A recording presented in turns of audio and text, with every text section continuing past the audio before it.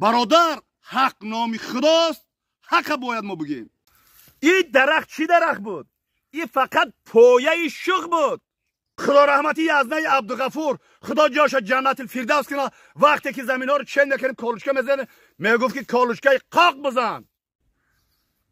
سلام دوستان، امروز ما یک ویدیوی میکنم، ویدیوی فکت و حجت قطعی میکنم و شاهد الله مهربان رو میارم. الله مهربان در از رگ گردن من هم نزدیکتره، برای که شما باوری کنین که این در این دنیا چی رو سیاگی میکنیم، فردا روز قیامت نزد الله مهربان جوابگو هستیم.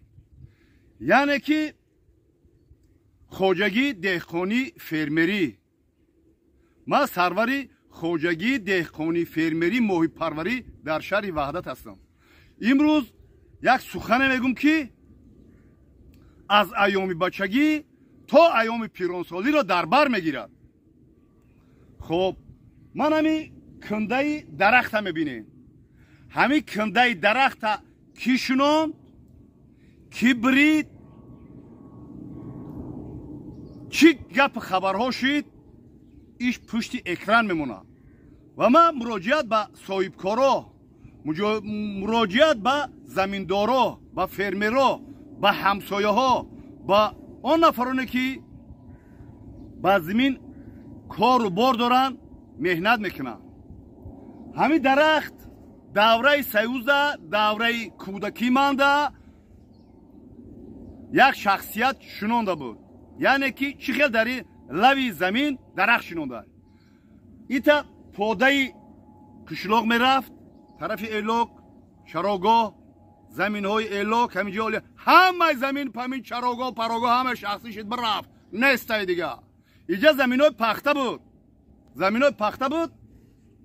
خب بعد وقتی که پوده میرفت، خب پوده درونی زمین های پخته میدرومد.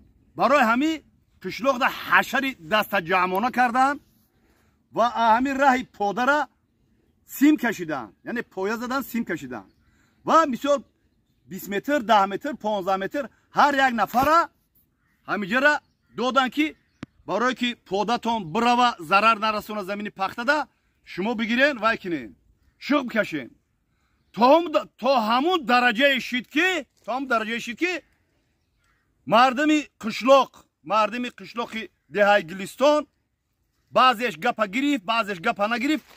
رئیس جماعت آمد گفت که شما نماز میخونین، طاعت و عبادت میکنین، حق دولت چرا پایمال میکنین؟ اگر شما همین روی نکنین پس نمازخوانی شما به کی لازم که شما رحم و انصاف ندارین؟ با مردم همینجا را گرفتن سیم کشیدن محکم کردن. خب با مرور زمان سیوز کلید شد، زمین ها همه با فرمرها تقسیم کرده شد و همین زمین به خواجگی من داخل شد. همین درخت این نمیخواد درختی کلان شد. خب هرچند که من صاحب درخت که مرده بر رفته بود دیگر که صاحبش میکرد، هرچند با او گپ میزدم، هرچند میفهماندم نه تو بخیل هستی، یک درخت در لبی زمینت نمیمونی بیسته. برادر حق نامی خداست، حق باید ما بگیم. همین درخت رحمتی بابای کلانی میگفت که همین درخت چی قدر کلان است همون قدر ریشه میدونه. خوب گوش کن، همون قدر ریشه میدونه. و در طول حیات ما فهمیدم که این درخت چی قدر ضرر به زمین های فرمری رسوند، به زمین های کشتی آبی رسوند. و وقتی که من گم میزنم و میگفت تو بخیلی میکنی، درخت نمیمونی. برادر حق نامی خدا، باز تکرار میکنم حق بگین. درخت ریشه درخت بگیار رفت، ریشه درخت بریدن، ریشه درخت منه تویجر آمد، ریشه درخت 10-20 متر من آمد. حتی ما بیخی درخت ریشه درخت اکسکاتر کردیم تا که ریشه درخت با زمین های فرمری نرود.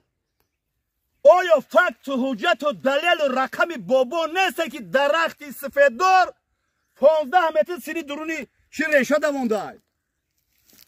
дуруни заминои фермерӣ реша давонда. این درخت چی درخت بود؟ این فقط پایه شوخ بود.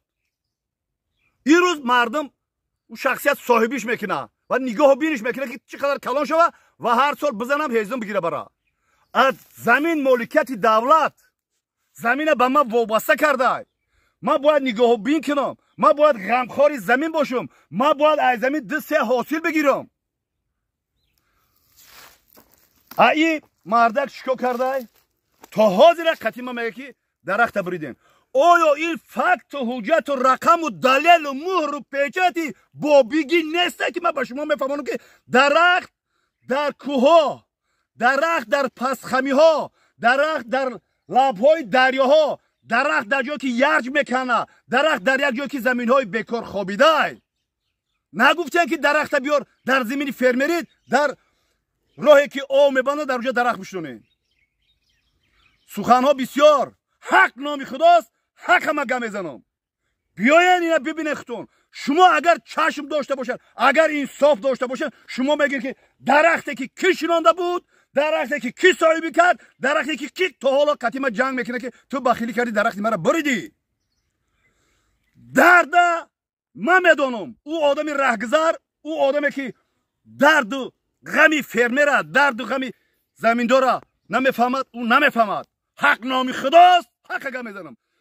همون نحسی همون درخت تا به همین زمین فرمری اومده رسید. ای برادر آیا این فکت نیسته؟ درخت میشونی اول اندیشه کو.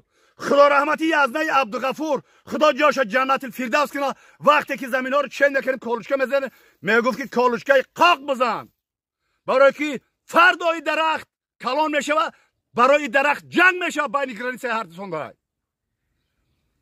برادرها اگر یگام گپی خطا گفته باشم، اگر یگام گپی که نزد خدا دا جواب گفته نتونسته باشم،